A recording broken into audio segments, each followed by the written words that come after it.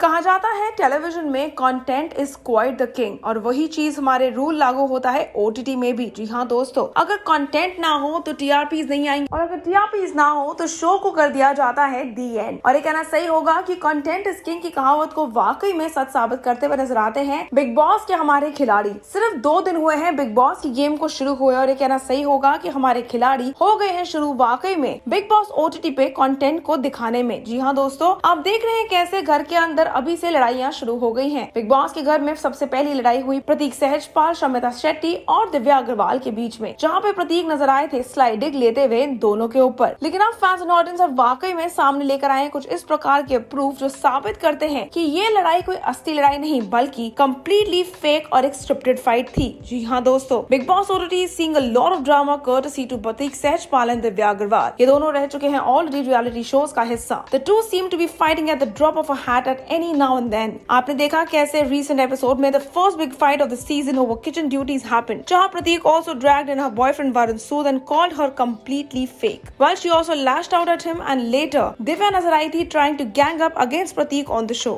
Fans ने इस चीज को काफी ज्यादा weird पाया। इसी बात पे फैंस ने काफी सारे प्रूफ सामने लेते आए। उन्होंने दिखाया कि कैसे it's highly unlikely to see a huge fight happening, and that too merely in one single day, while it's known fact that they have known each other since Splitsvilla के दिन। In fact, Prateek says that Divya is like a sister to him। Fans को लगता है कि ये fight is completely fake and just to go ahead in the game, और इसलिए ये दोनों नजर आते हैं एक दूसरे के कट्टर दुश्मनों की तरह फिलहाल। The fans have also shared certain screenshots of how they are good friends on social media, and Prateek also wished Varun Sood for his journey in खतरों के खिलाड़ी। फैंस ने स्क्रीनशॉट शेयर करते हुए अब्यूसिव लैंग्वेज भी use करी, और साथ ही साथ बोला कि किस प्रकार से सिर्फ और सिर्फ बिग बॉस वाले नहीं बल्कि कंटेस्टेंट्स भी फैंस को बेवकूफ बनाने में लगे पड़े हुए हैं। उन्होंने कुछ स्क्रीनशॉट शेयर करे जहां पे प्रतीक नजर आए थे गुड लक विश करते हुए वरुण सूद को, और साथ ही साथ उनका बॉन्ड विद दिव्या काफी साफ अच्छे से नजर आता है। इसी बात पे वो साफ अक्षरों में कहते हैं कि किस प्रकार से दिव्या और प्रतीक नजर आते हैं फेक फाइट करते हुए बिग बॉस की जर्नी के पहले दिन पर ही। People are already feeling fed up of the fights even though it has just merely been 2 days of the Big Boss journey।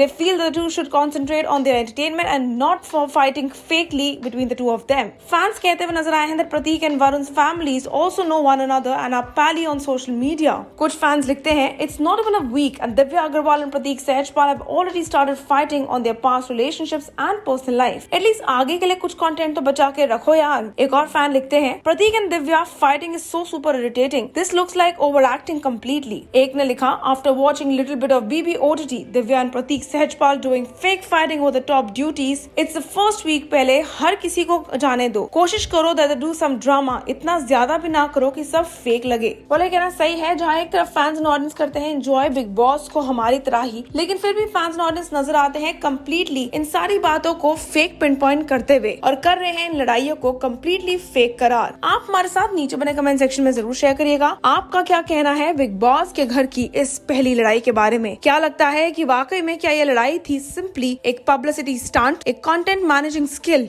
या फिर वाकई में दिव्या और प्रतीक के बीच में हुई है काफी बड़ी झड़प। Until then, stay tuned to Telly Chakkar for all the more updates about the Telly world।